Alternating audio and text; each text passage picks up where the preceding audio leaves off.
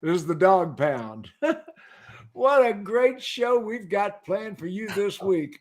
Absolutely nothing. Hanging out. This is just a conversation with four friends who are experts in their various fields, and we're going to talk about the car business, starting with the Empress of Executive Management. I really like the new title. One of the most brilliant people in the car business, Miss Jennifer Briggs. Hi, kid. Jim. She got new hair to match her new title. I do. I got new hair to match it. It's been a long time since I've got a haircut, so I figured I better get with it before I have people over for the holiday. So I actually thought about showing up with my beard. I didn't shave for 6 days. Little known to the audience, I was in the hospital this past week. Standard routine operation, but still in all, I'd grown my beard out, and I was intending to see what that looked like. It looks No like shave November. It's got little gray stripes here, and it'll look like a skunk.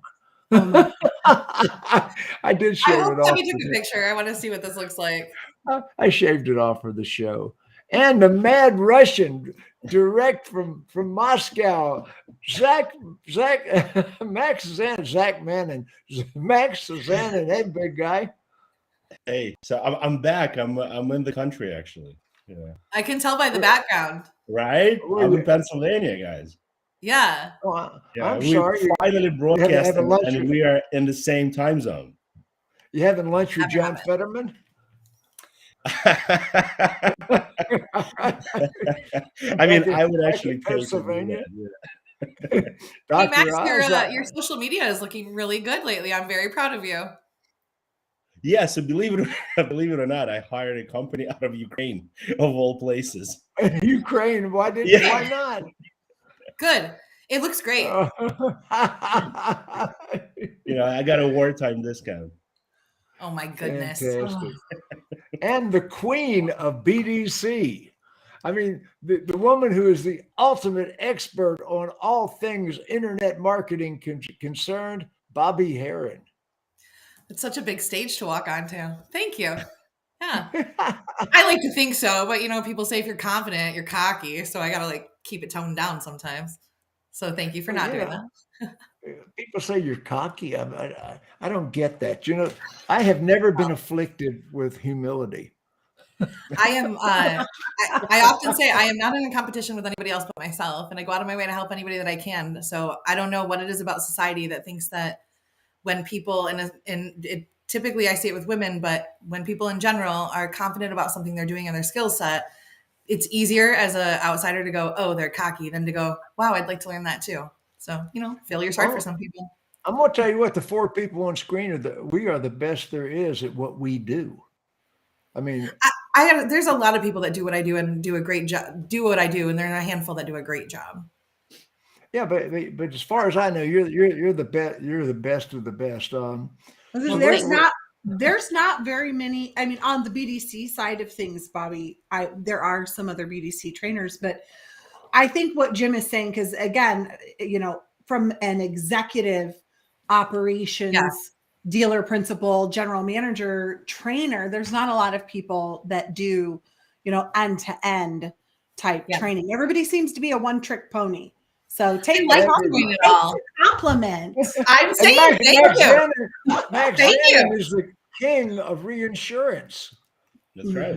I mean, if you're thinking about reinsurance, you want to talk to Max Zanan here. I mean, he is the king of that realm. But I'll tell you something more. I just processed 2 loans, for 2 car dealers from the F&I administrators that I work with, and both loans in this environment came in at 0 APR. Nice. I mean, just imagine that. Where do you go to get a 0 APR loan with one had a 24-month repayment and another one had 60-month repayment? And they got 0% on it. That is strong. There's a lot happening in the car business right now. Used car values are sinking with a down arrow. And we've been selling cars at these inflated prices, and dealers have been stocking cars at these inflated prices. What are you seeing, Miss Briggs? Well, I think, for the folks who have really been playing the short game instead of managing the capital that they've invested in their inventory, it's going to be a harsh winter. Was that famous? I don't watch a lot red of TV. Winter. Is Winter's that are we coming. filming it right now? Wait, I Red mean, what is that? What is that one show? I don't watch a lot of TV, but they're like, winter's coming, right? It's Game Game of of Thrones. Game of Oh, She Thrones. doesn't. Game of Thrones, Even I yeah. gave her the reference, and she was like, "I don't know what you're talking about." I don't even know what it is. You would but really okay, like that thank show you. if you would just watch it. But it is definitely, it's time to tighten the belt and to actually look at it as an investment. Yes, you might have overpaid for it when you took it in, whether you got it at auction, you bought it privately, whatever you did. But now it's time to look at the dollars and cents and make some adjustments. I know a lot of the stores that I'm working with they're already looking at 45-day turns. They're looking at tightening it up even further. Well, Now's I'll the time tell to you, assess your marketing with that. Your merchandising needs to be on point. We've gotten a little Oh, sloppy yeah. with that Oh, overall. we've been last so couple sloppy years. with that. Yeah.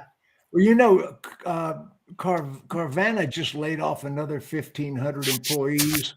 They've lost their license temporarily in several states. Used car values are sinking rapidly, and buy sells are going crazy. The whole market has changed from where it was just a month ago. And But we knew this was coming. We knew we've been talking coming. about it. I've been predicting it. The bubble had to burst, and everybody was playing ahead of the game. And Max, you said something earlier about the high lines. Yeah. So two points, before we get to the high lines. My advice to car dealers, and this is hard, a hard pill to swallow. Your first loss is your best loss. So if you're sitting on the inventory that is drastically depreciating, don't wait to even break even. Let it go, average it out. Your first loss is your best loss. Let me tell you, Max, I have had so many used car managers and dealers, general managers, pay attention. This is some of my best advice. I will get a used car manager, and what do all used car managers say? Oh no, I can't replace that unit. We can sell our way out of it. I can't tell you, I'm a used car manager. We can sell our way out of it. No, you can't, you moron. There's a reason it's still here. No, well, I can't get one just like it for the same price. Doesn't matter. If it's been here 60 days and it didn't sell, move it. Yeah, 60 days is too long in this market condition, guys. Right. And I get it.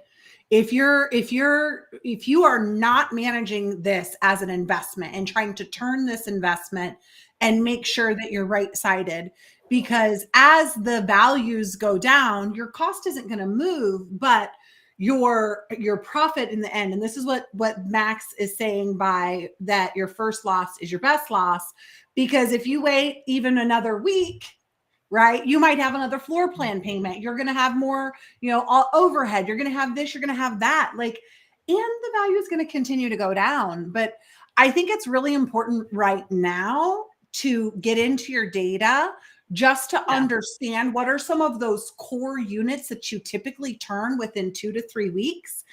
That's where you should be focusing in today's market conditions, where we're just going to see drop.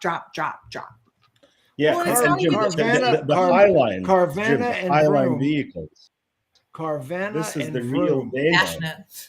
Carvana and Vroom have overpaid.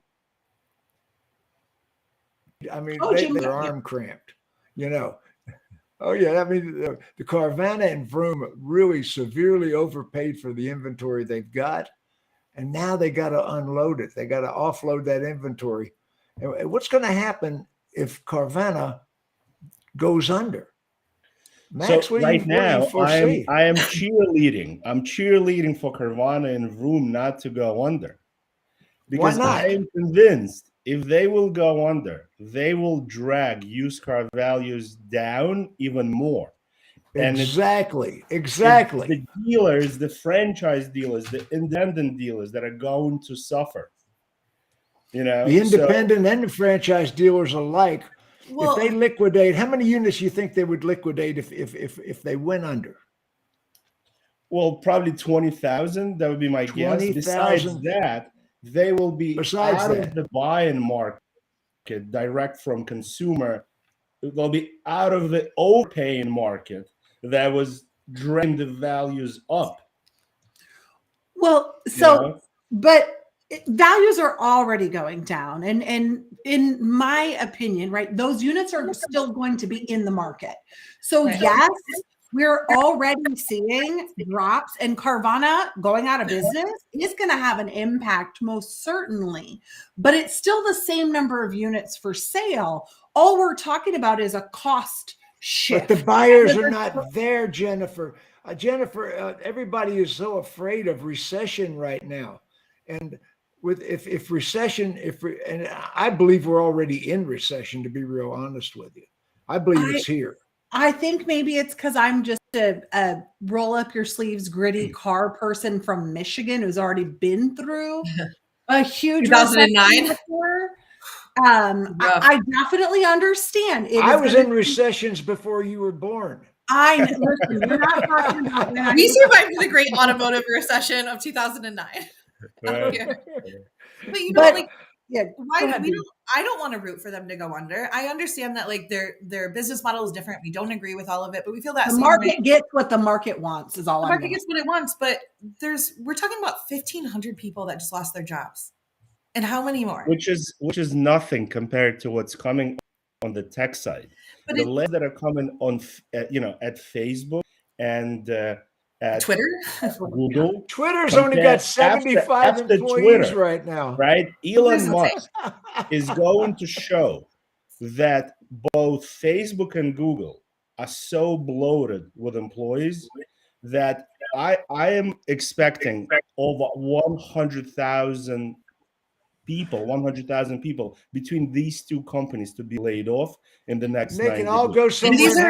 These are high executive level jobs too. These are high salaries, high commissions. Yes. We're not talking about $20,000 a year jobs here. We're talking about huge ones.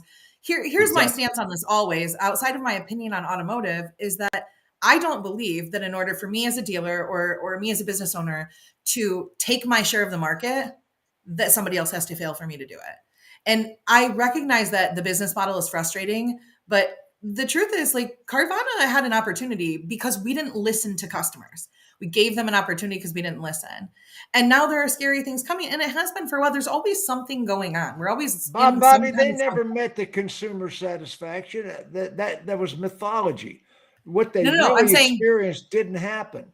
No, but that's what they based it off of. They based it off of, I can go online. I don't have to have somebody call me 50 times a day from the store going, can you come in? Can you come in? Can you come in? I'm working tomorrow. Can you come in? Oh, you can't get a number? We got to see the car. There weren't enough people that would do it that way to make them profitable.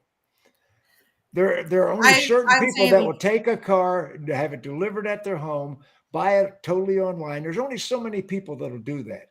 It is not the majority of the public that wants to do that or will even do that. But there's a place for everybody in every kind of different search. And there wasn't enough of them to support that business model.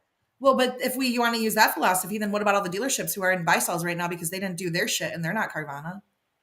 They're in buy sells because they're smart. That's what I'm saying. Exiting, Bobbie, I don't think you can make this comparison because I think dealers that are selling now are smart because they're selling at the very end of the peak.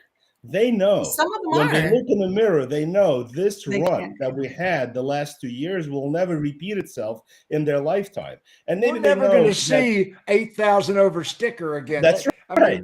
And automatic sales this time to go. That's not going to happen again. The highest valuation possible, right? And I just think that the kids are not ready to take over, right? So I think the smart ones are exiting, not the dumb ones. I think you got a mixture of both here. There are some really smart. I'm in the middle of working on 2 buy sells with clients right now. I fully support a buy sell, and the timing of it is smart. What I'm saying is we can't look at the same class of things and say, well, this one failed because of this, and then this one didn't. And yes, there's an economic downfall, and yes, there's a surge in interest rates and delayed car purchasing. We're going to have a huge issue with Facebook, mostly with Twitter. I would be concerned about right now with the amount of layoffs that are happening in those areas as well. But for a dealer right now to truly do business the right way and get out of the situation that we could potentially be in and do it smart is about merchandising. It's about marketing. It's about smart purchasing. It's about supply and demand. And it is not about if our competitor fails or they succeeds. If we are relying on a competitor to fail for us to be successful, then you are already failing. So it's I don't think anybody said that. No, but that's what the talk is. No, but my face said Carvana. And I'm not just talking to us. I'm saying we're getting texts. I didn't hear what Bobbie heard. I didn't hear anything like that. I'm not defending anything I heard. I'm saying this is what I'm reading online on our social media pages and in this conversation when it comes to them. Mm-hmm. So I'm not talking at you guys. I'm talking to everybody in general. Well, ultimately, what Bobbie is saying is not different than what Max is saying. It's just there's a gap in between. And we're talking about operational efficiencies. Yes. And that's kind of why I made the comment about coming through this once before. And I mean, we were so cash strapped back in 09. I mean, I was cashing my credit, sending just what I had to send to Ally to keep my programs going. And then everything else went to a credit union. So I was walking contracts to a credit union to give cash on demand. Yes, because so when we talk about really getting uber efficient, it's about making sure every penny, whether you're investing that in your inventory, you can't afford to, even right now, if you think about a lot of people, I know everybody wants to say they're 3 days to market when they take a unit in, but let's be realistic. Prove it. What's happening in most Bust out that ruler voice. I don't believe it. Well, and so even those types of expenses are going to stack up as the prices are coming down for consumer based. Your cost in what you've already got is already there. Are you trimming up and looking at other overhead? One of the things I think that is ridiculous and really kind of sets our middle management up for failure is we as leaders at the top don't include them in the overall operational profitability. So if we're not looking at each expense, whether it's used car department, new car detail as a percentage of the overall revenue, and talking to them about these forecasts, they are supposed to be a part of our company and a part of our business. The buyers aren't in the market. The buyers have left the market. And understand the volume that people are looking for is not there. The buyers are hunkering down. Well, it's Christmas. This happens every year. What? The buyers or the dealership buyers? We talk about consumers every year. Everybody is liquidating their inventory because nobody wants to have it for property taxes at the end of the year, right? Okay. So while these things are amplified by current market conditions, we're really talking about something that is cyclical already, that you should be prepped and ready. And you are going to have to tighten your belt, like I said earlier, a little bit more than you normally would. In the right areas. But if you're not inspecting that, if you're not looking at those things, you're not going to have a chance. And in that, for instance, Max is right. They're taking a step out. No, you're agreeing with Max. Somebody write that down. Did anybody else hear that? That was a real thing right there? Ladies and gentlemen, Jennifer Briggs just said that Max Zanan is a friggin' genius. That's not what she said. Yeah, she implied it. She implied it. The dealers that are not prepared to operate efficiently and look at every area should be taking a step out. And that is what I said, like Max said. They are being smart about it. They're not able to transition into that, or they don't want to work that hard. But we were talking about it. What about the high lines, Max? Oh my God, guys, Highlines. So I think there's a direct correlation between Highline vehicles and the cryptocurrency debacle. And I think all the part that was insane. Right. The news has been on fire this week. Right. So I think heavy cars like the Lamborghini SUV, like Mercedes-Benz G-Wagon. I mean, if you are sitting on that inventory, I think it will depreciate drastically because all the crypto millionaires are back in McDonald's, serving a Happy Meal. I think that what we're talking about in terms of how you kind of unbury yourself with this and stay out of water are the same things that you're supposed to be doing every year. They're the same things: fiscal meetings, statement meetings, operational analysis, using your data. Buying cars and bringing cars in based on the fact that you like a car, you like the color, is an opinion. It's not a fact, but the systems that we all use have the data in it to be able to do that. And so the smartest dealers right now are sitting down and doing what they should be doing at the end of every year, in the middle of every year, and analyzing things and starting to have these conversations. But I will tell you, this is where we've gotten sloppy with, and I'm not judging, it's a lot of people. I'm just observation. Yes, you are. I'm stating a fact, not a judgment. We have gotten sloppy with our merchandising, sloppy with our ads. I'm not saying go cut When your we were ads. off screen, Bobbie said you're a bunch of dumbasses. No. Some, and if you're, like if you hear me talk and I say something, you're like, I can't believe she said that. I'm probably talking to you. Sorry, but okay. I saw a lot of buy sells in the auto snooze this week, and I saw a lot of buy sells. But you know what would impress me about the buy sells? What stood out? All the buy sells were with private dealer groups. There was not one buy sell last week of any significance that was a public company buying a dealer or a dealer group. It was a private dealer group buying another private dealer group. Every one of the buy sells. Those big companies use a lot of data. There is a lot. There's Toyota dealerships going for 7 times Blue Sky. 7.5. 7.5. I mean, it's absolutely insane. And everybody is all fired up that we're going to be in EVs. But I think they moved it up to 2025 max. That's another fantasy, right? Plenty of time. Half the charging stations around the country don't work. Yeah. I think what we're seeing right now is a lot of uncertainty. There's a lot of uncertainty in our world right now. There's a lot of fear in our world, and there's a lot of unknown. And when that happens, the market does tend to pull back. And on top of that, we've been real vocal as an industry and real cocky about, oh, you're going to pay 10 grand over sticker for this. We're even going to make you sign a form. We don't care because we have so much. And people are like, this is Christmas. These are things that are happening. This is a normal life. And there's uncertainty everywhere. I mean, putting politics aside. Fuel oil cost 100% more than it did this time last year. 100%. Yeah, fuel oil. And in the Northeast and the Midwest, in those cold states where you live, Bobbie, fuel oil is a really important thing. Yeah. I mean, fuel oil, and it's, so you're looking at fuel oil is going up, and what did Buffalo, New York get hit with yesterday? 66 inches is what they had at the last count yesterday morning.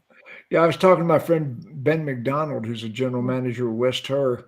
Ben and I have been friends for a long time. He said, Jim, I can't talk to you. We're doing snow removal. I said, well, how much snow removal? He said, we got 4 feet of snow on top of some of our cars. A long time. When we get a half an inch, or when we get a half a foot of snow, or even a couple inches of snow removal at a dealership is an all-day project because of the wind blowover. I mean, you can't just leave them sitting there. So the entire dealerships help out. Every time I'm in the South and I tell them like, oh yeah, the people at the no idea. They're like, what? You guys don't hire people for that? I'm like, this is how we live. Like, this is what we do. I was consulting Terry Schulte Chevrolet in Sioux Falls, South Dakota.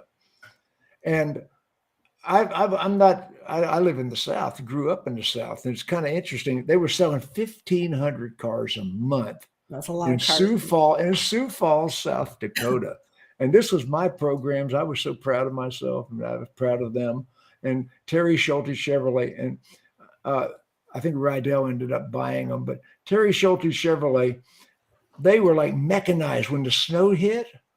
I mean, they were like stormtroopers out there, blading the lot, cleaning a line. I mean, they all hands on deck. Everybody was out there. I think the office help was out there cleaning. Yeah, it's a normal. It's just our normal. I mean, but like, look, I have clients in Texas and Louisiana who have to move cars when there's hurricanes. We don't have to do that, and we don't get snow every day. But it is a strong team bonding experience for sure. Well, I worked with the Rudy Luther group in Minnesota. I worked with the Weiler group in Wisconsin. I've worked in some cold weather dealerships. I was consulting the stores, and every time I saw snow removal, it was just incredible. And I looked at that storm; it just hit the Northeast. I'm going, oh my gosh!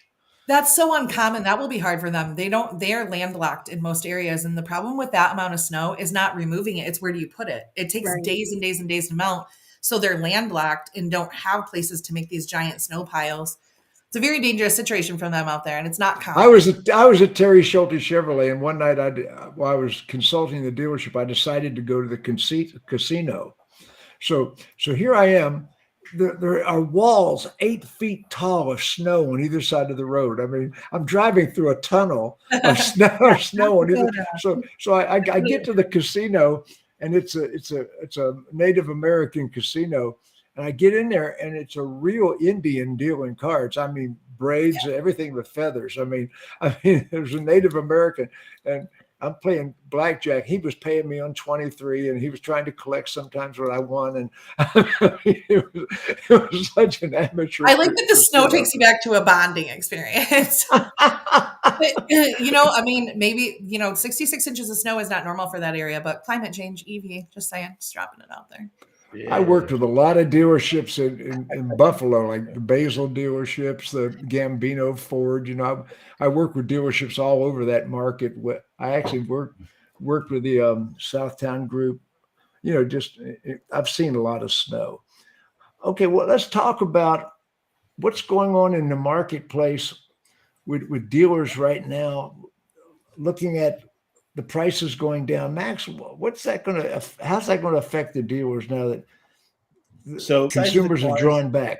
Besides the cars depreciating, right, and the interest rates are going up, I think now the advertising expense will go. Well, delinquencies are up too now. Mm-hmm. Delinquencies are way, way up. We have record delinquency right now. There'll be an added expense of advertising because the last year and a half, 2 years, you could have really relaxed, right? If you had the car, they would find you, and they would pay you thousands over sticker. Now, all of a sudden, you have to go back.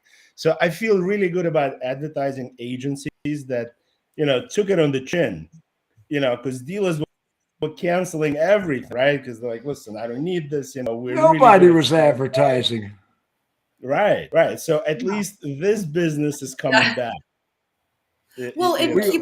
Keep in mind, like with the advertising thing, like SEO is a great point, right? So for dealers who were out there shutting off instantaneous gratification, they have the ability to turn it back on. But if you shut off things like your SEO and your competitor, you're hosed for 6 to 8 months, if not longer, all because you wanted to save $3,200 a month to make 50 grand more. It just doesn't. Those aren't good financial decisions, and that's why I'm leery of people right now, because this is the time of year where advertising gets cut the most. I'm telling dealers right now, get rid of your lead providers, heavy up on your SEO. You don't need any lead providers. Fire all your lead providers.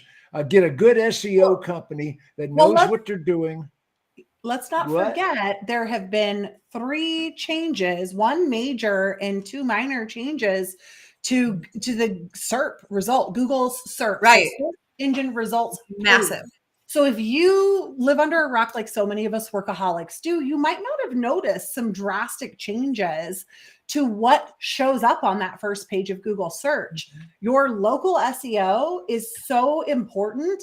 And Google it's even surpassing the Google business profile, because now Google is injecting products into maps, and they're actually starting to, oh my gosh. So you're going to see, if you haven't already seen and you're paying attention to this stuff, your Google business profile search views have plummeted because Google is not showing your profile. Sometimes they're showing it condensed, but more often than not, they're showing it in the map pack, or watch out for video, because one of those changes was about quality content. So pay close attention, not just to your SEO, guys, but make sure you're seeing what's happening in searches around you. I mean, and especially, right, this is the time. Max is saying people need to increase advertising because the margins are going to be skinnier. A lot of people we work with are going to be tightening up, maybe demanding more juice from the investment. But so you can't just throw on 10 grand of paid search and hope that it's going to work, because Google has a new paid search position that they're going to put above almost everything for those low funnel auto intenders. Pay attention. And the other thing you need to watch out for is AutoNation just bought 6.5% of TrueCar. Red flag. Red flag. I mean, last year I was all upset that CarMax bought into Edmunds, bought a major share Another of red Edmunds, flag. now, Do you know? you're going to do business with Edmunds when CarMax owns a substantial portion of it, and now TrueCar is owned by AutoNation. You want to share your data with those people? That's what I'm saying. I know I say this and it could stress, like I stress it a lot. I'm super passionate about this, but you have got to protect the data that you have. The availability for a third-party vendor to put coding in on your website that tracks your customer, that serves them up an algorithm and sends them somewhere else is not only powerful, it's simple. It is simple to steal that data. And so when we think about data, I think people think, oh, data in the CRM, oh, customer social security numbers. No, I mean the physical, invisible footprint following them around and serving them up subliminal advertising from your competitor. You've got vendors serving your customers up to competing dealers that you are paying that vendor to do business with you. A dealership has no business being allowed to own some. You need to fire AutoNation. You need to fire TrueCar. You need to fire Cars.com. Get rid of all lead providers. This is my opinion based on common sense and the fact that I have an intelligence level higher than an earthworm. AutoNation made a brilliant decision there, though. I don't like it at all, but wow. No. Because the technology and stuff, and I hadn't seen that yet. I've been kind of off the grid this weekend. But the ability to just monopolize a market using that data and have your own advertising for your own stores be so inexpensive is so crazy to me that would have even been allowed. But there's only two places dealers need to spend their money: social media marketing and SEO. And you need to do it in-house and have an agency that specializes in SEO. And don't spend any money with these lead providers. Yeah. They're not working on your behalf. They're serving your customers up to other dealers and charging you to do it. Dumbasses. The caution I give everybody in this, though, is you have to do that, but you have to do it right. Like if you're looking for a full-fledged SEO team, you call Greg Gifford, you tell him I sent you. Right? You're looking for some really great Google My Business. I'll let somebody else on the show take that over because I think that you should call Jennifer Briggs. A lot of people don't know that she owns that company, but she does. And they kill it. Jennifer Briggs does. And I don't promote by even my best friends unless they're killing it. So, but here's the thing with this. If you're going to do it, you have to do it right, or you're going to have the third-party lead providers. Your receptionist is not qualified to decide what kind of content goes on social media. And when you do social media leads in these big companies and you even think, we can push it to CRM and answer from there. That is not how those customers communicate, and it will not convert, which means you'll still need to pay the big providers. This is an easy decision, but it's not a simple one. And if you were, like I just said a minute ago, paying attention to Google's the search engine results page, you're going to notice that those third-party people, these third-party players are all buying that brand new ad position that Google has been offering, and now Bing, of course, following suit there, the vehicle listing ad. You will see Auto Trader, CarMax, Carvana, Car Gurus, because organically they're not capturing. So they're paying for the traffic using your inventory. So why would you allow them to bring traffic to their website off your cars and then serve them up with other people's inventory when you could very easily buy the same ad position? I'll tell you why, they don't know how. So they should call you because they don't know how. And this is why they could go to the website scrolling across the bottom of the screen. Next Level Digital Solutions, which is Jennifer's company. And is that Dot Solutions? It is Dot Solutions. It is Dot Solutions because that's what we do. This is why there's Carvana and stuff, though. This is why, guys. It's not just the customer experience. This is why, because somebody has to be paying attention every single day to the changes that Google is making, to the changes to algorithms, to be updated and be an expert in that field in order to help you. The people in your dealership are not qualified to do this. And the person that you hired from the school or that you promoted from the BDC who wrapped all the gifts at Christmas and runs around and does all your bullshit is not a marketing director. Well, it's all about understanding, and it's about, just like you said with merchandising, it's about how you're going to operate your retail business in today's market conditions. I mean, everyone's talking about it, whether you call it distance retailing, which I think is probably why AutoNation has an interest in TrueCar because of that new platform, I'm certain, or you call it digital retailing, or you call it modern retailing. It doesn't really matter. It's just retailing in whatever current market condition you have.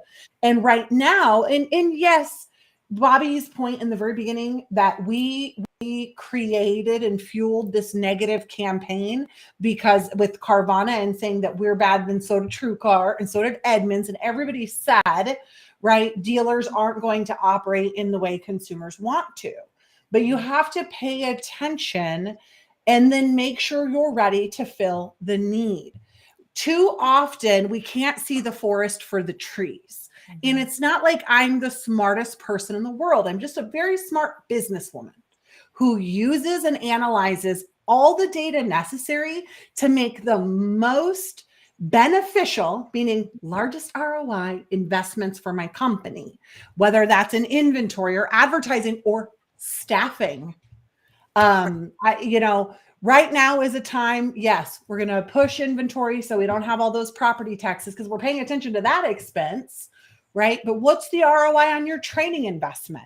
As things are getting skinny, are you investing in your processes and your software and your CRMs and getting things ready to go to have a clean house so you can operate efficiently instead of just wasting money? I did say earlier this week, which it's only Tuesday, so we might as well have just taken that investment out into the parking lot and lit it on fire.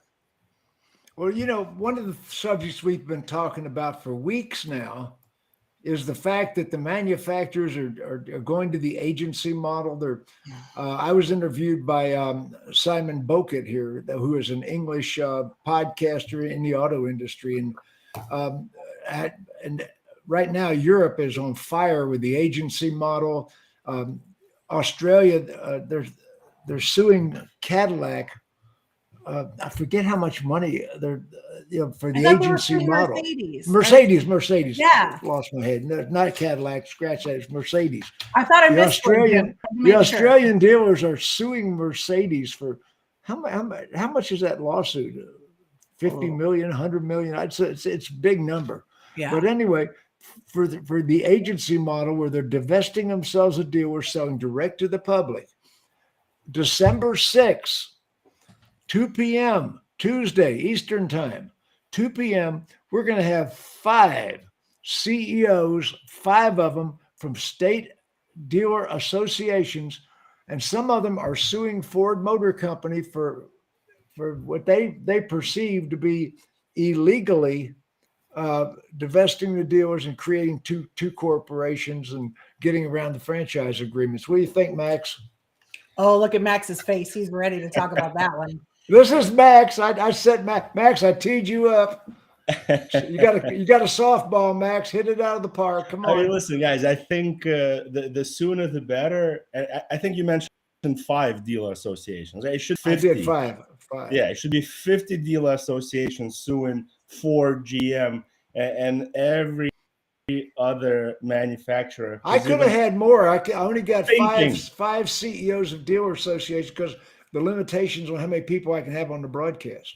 Right. I feel this has to be a hot stove experience for these manufacturers. Right. They should not even be thinking or considering going direct to consumer. I don't care if it's electric, if it's powered by air, water, or if it's an internal. Who cares if it's electric? Right. It doesn't matter. We have a franchise dealer model, and it needs to be protected at all costs. And I'm pretty disappointed in these dealer associations. If you look back, the fact that they allowed Tesla, to be where Tesla is today, because I think at that time, a lot of these guys were completely asleep, and now chickens are coming home to roost because, after Tesla, you got Rivian, you got Fisker, every other, electric manufacturer who wants to go direct to consumer. But now this thing is contagious, right? And now you have Ford who wants to do it, GM who wants to do it. I'm sure Stellantis will want to do it. So I really hope, these dealer associations together with ADA come out swinging and swinging hard. We're going to have Jason Wyrick from West Virginia Dealer Association. My good friend for a long time, Don Hall from the Virginia Dealer Association. I'm excited to have him on again. Him and I were set to link back up, and I had COVID, so we need to reschedule that. Don is great. I got Bob Okanuski back too from Massachusetts. Yeah. And so let me see who else we got. Jason, I'm trying to find for Jason's. What broadcast is that? As you said, so the audience knows, the 6th? It's December 6th, Dawg Pound. And it's going to be really, really cool. Don Hall helped me line up the others. Jason Wilson. And let's see, where's Jason from? Which dealer association? I'm looking for it real quickly. Don Hall and I are going to take over the world in 2023. It's already been decided. Don Hall is fun. Bandwagon. I was okay. Jason. I don't know where Jason. Okay, Jason. I'm looking for it. Talk, guys. Listen, I think, well, you're talking out loud. Yeah. Listen, I think traditional advertising is going to make a comeback too. You'll come back to radio, to TV. I understand. So many people will be sitting at home unemployed and have time to watch it.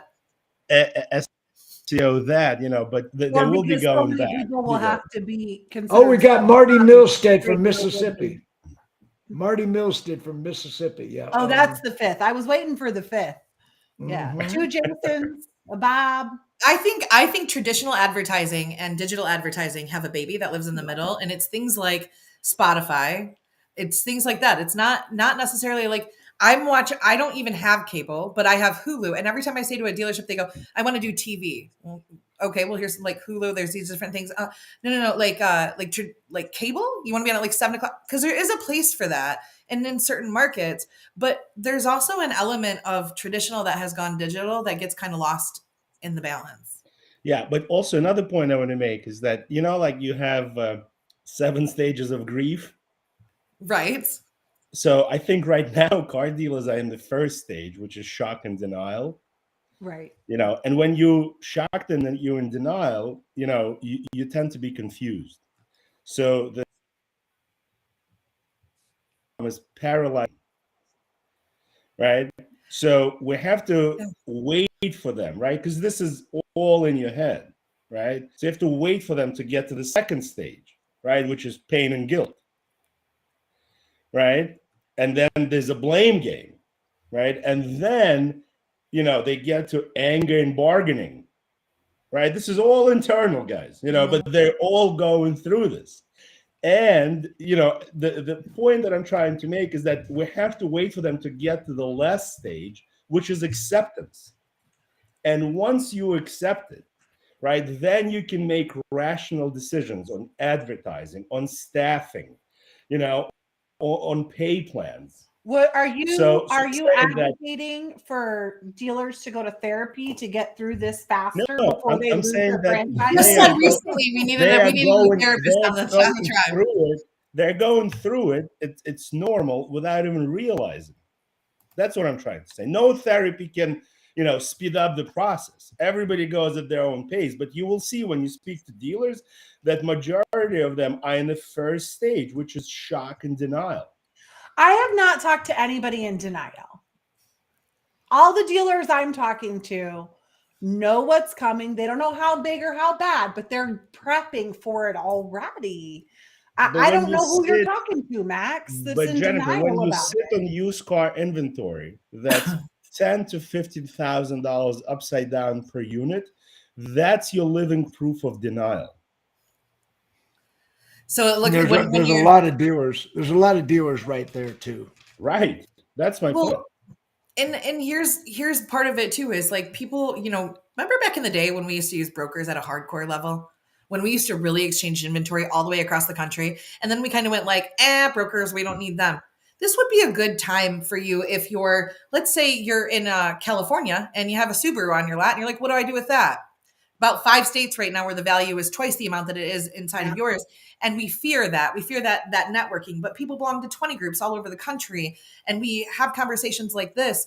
Oh, I'd be Don't shipping those afraid to Subarus analyze to it. Colorado. They're the highest prices in the nation. Right. Don't be afraid to analyze the data. And look, if you are like most people, you probably don't know enough about analyzing the data, and that's okay.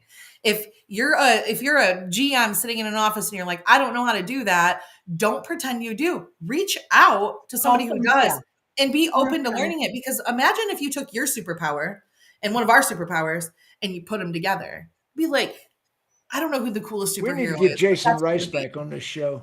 Like, you know, it's interesting to me that I think sometimes people think that when we're talking about this stuff, they feel like, oh, they just think dealers don't do anything right. Oh, they just think that's not true. We work with hundreds of dealers across the country all the time.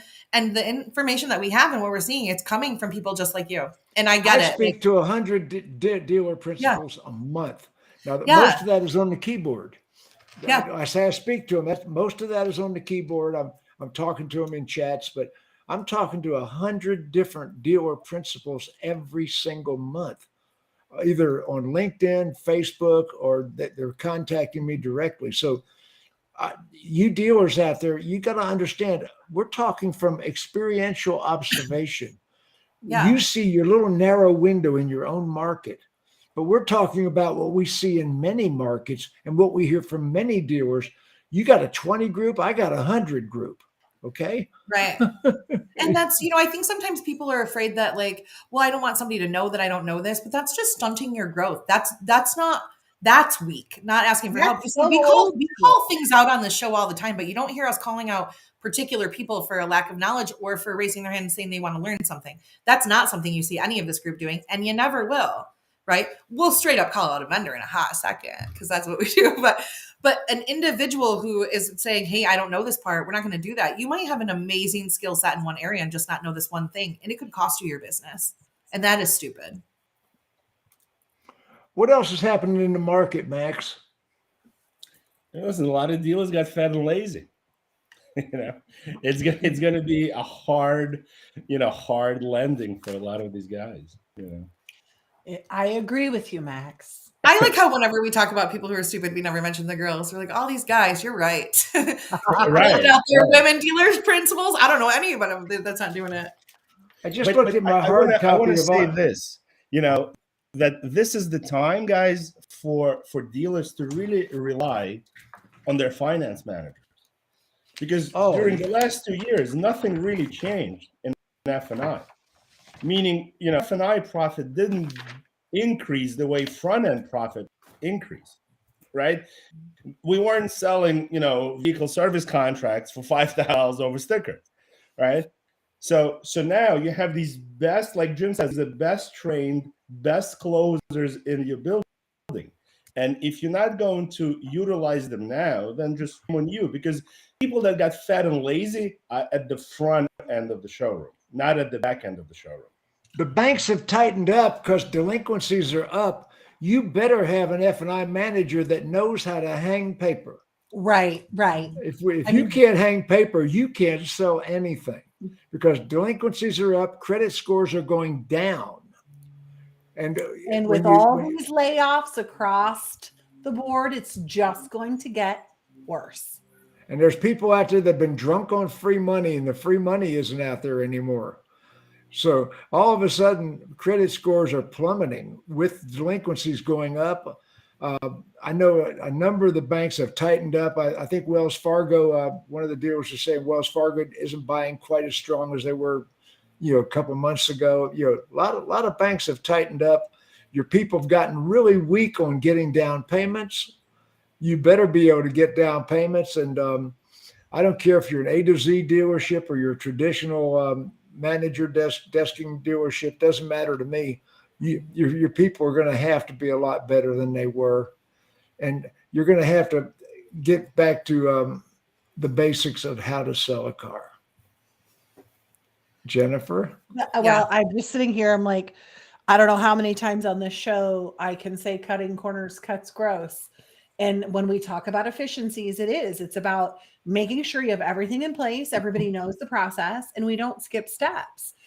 As we move forward into the next 3 months, 4 months, 6 months, this is the time you need to make sure that everyone is working together Everybody knows their functions. If you're not inspecting what they're supposed to be doing, you need to do it now before the bubble is 100% burst. Inspect what you expect. Inspect what you expect. I was just talking with somebody last week. Now is the time to make the investment in training or in these updates to help you monitor and do those inspection points.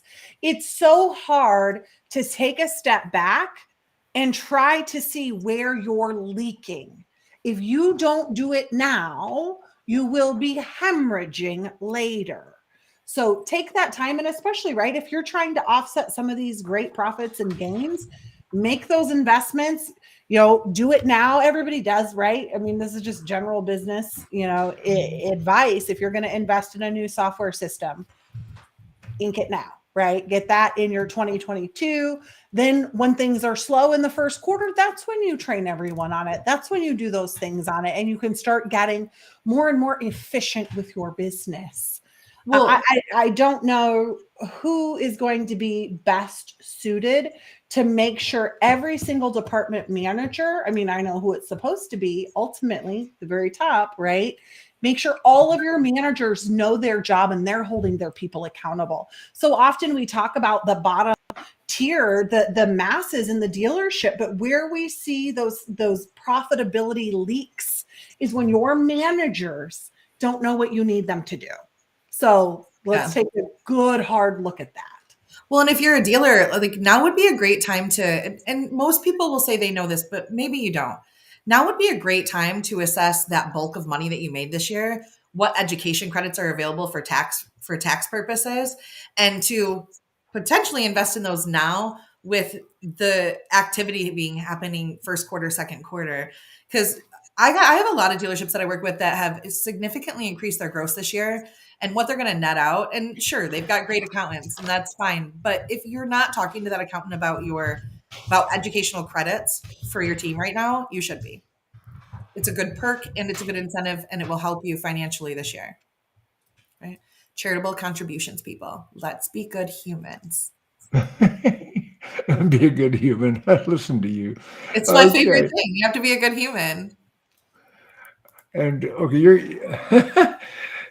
BDC. What is the future of BDC right now? We're at the end. We're closing down another year. We're going into Thanksgiving, and here you are being charitable. TheBeesKneesAgency.com. Bobbie Herron. What other advice do you have, kid? Man, if you're a store that has a BDC in it, especially right now, I am really stressing for all of my teams to reevaluate the KPIs that they're using for their teams right now. We get stuck in this whole rut of, well, what did you set? What did you show? What did you sell? And those are base level KPIs. But right now, we also have to take into account differences in inventory. I'm looking more at, if I'm running a BDC, I want to see how many people somebody is engaging with. And from that, what are they creating? And I'm looking at longer term of, how long did we make an attempt? Not a generic kind of attempt. And this is a big deal. Are you physically going in these dealerships and helping them do this? Yeah, I do. Okay. We are honestly, I had COVID for 3 weeks and it laid me out pretty hard. And so I'm playing my own level of catch up right now, but we're sold out through the beginning of the year because we do go into the dealerships. We do a combination of virtual and in the dealership, and then we do operations as well. So we're looking across the board at what changes we need to make for that for fourth quarter. And I'm not trying to say that somebody should have an increase in pay or we should make an excuse for lack of performance. I run a high performance culture. So what I believe is if we're going to actually improve the people that are already on our team efficiently, we have to know what their data is. And so I'm telling all my stores, please dig in and what you don't know, ask and have these conversations. I want to see every BDC manager in every sales meeting. Every meeting that a manager is sitting in from sales, I want to see BDC in there. I want to see finance in there, working as one team, moving in one direction, because the biggest loss of opportunity to me inside of the store and the biggest leaks, as Jennifer said, is a lack of communication between departments. And I know nobody likes to go to meetings, but look, this is how it works. You have to have conversations with the people that you're building a business with. Yeah. And if not, you'll be playing a guessing game the whole time. Now, Max, you've got 4 books out there. How's your book selling? Books are selling great. You know how Bobbie says pro tip. I want to give a pro tip, from my perspective, and the pro tip is this, when times are hard, cash is very limited, right? And a lot of dealers will need a cash infusion or injection either to operate their business or to expand, because we all know that there'll be even more stores for sale.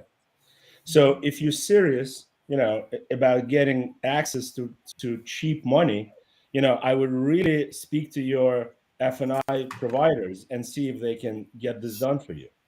And if they can't, reach out to me. Maybe I Can this guy here do it? Right. Like I said in the beginning of the show, I just did 2 loans, for $2.5 million at 0 APR. I think we were talking about that before the show, Max. So yeah, please share that. Yeah. You just did 2 loans, 0 APR. So the way the dealer why did they get loan, 0? Wait a minute. Why did they get 0 APR? Yeah. What motivated the lender to do that? So the lender happens to be, an F&I third-party administrator, and the way the loan gets repaid is through future F&I sale of F&I products. Yeah, so because there was an incentive for the lender to do the 0% loan, but it didn't cost the dealer anything. They would sell those products anyway. They would sell those products anyway. What an incredible way to do business. Max at maxzanan.com. There's how to get in touch with you. Want to put your phone number out there? Yes, it's 917-903-0312. And I actually answer it like I use it like the way it was designed, Oh, you mean a call? Right. That's so old school. That's not what it's designed to do. Give me that phone number. Give me that phone number one more time, Max. 917-903. Okay, hang on. 903. Okay. 0312. You know what's funny, Max, about that? I told a dealer last week who's a client of mine and a personal friend. She was like, you answer this phone like 1 out of 10 times. And I was like, I'm trying to teach you how to get people to communicate. I think that you're going to have to send more interesting messages if you'd like me to answer the phone. It's practice. I think it's 1 in 20 times you answer. It just depends. Is that your number, Max? Video text works best. Yes, Jim, thank you. Okay, so video text will get it.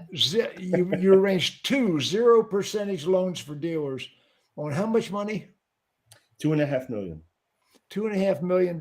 So if dealers need cash for acquisitions or projects, because that's the other thing. The manufacturers are requiring dealers to outfit for EV, and outfitting for EV is a $300,000 to $500,000 expense for dealers. $300,000, $500,000 to outfit for EV. And guess what? And then sell one. The manufacturers are. Let me get on the big screen here a second. Theatrics about EV. Dealers, pay attention. The manufacturers are raping you on the price of the EV conversions. Right. The charging stations are 3 times, twice as much as any other vendor would sell you identical equipment. The manufacturers are marking it up and raping their own dealers on the price of the EV upgrades. When said something super controversial, I was like, how is that any different than a lot of other programs that they well there is some corruption at the top levels of many of the manufacturers. I'm not saying that your particular manufacturer is a criminal, but there's a lot of criminals at top levels in dealerships pocketing money that is being filtered in strange But if you were offended when you said it, he might be talking to you. Yeah, if you're offended, I'm talking about you. Right. It makes you feel some sort of way. Dealers are getting raped. It's like the old furniture scam with General Motors a couple of years ago. Where you had to buy General Motors brand furniture for twice the value that you ugly. Get similar furniture for elsewhere. Right. I don't know who pocketed anything there. I doubt anybody did. Nobody pocketed. Listen, you know what? April Hammond is. I got to tell you there something. was no criminals at the top of that scale. I gotta tell you something real quick that I learned this week. And April Hammond Thrasher is going to be so proud of me because she made me go to church this week. We'll talk about that later. And the message was uniformity is not the same as unity. And they said, look for a moment for that.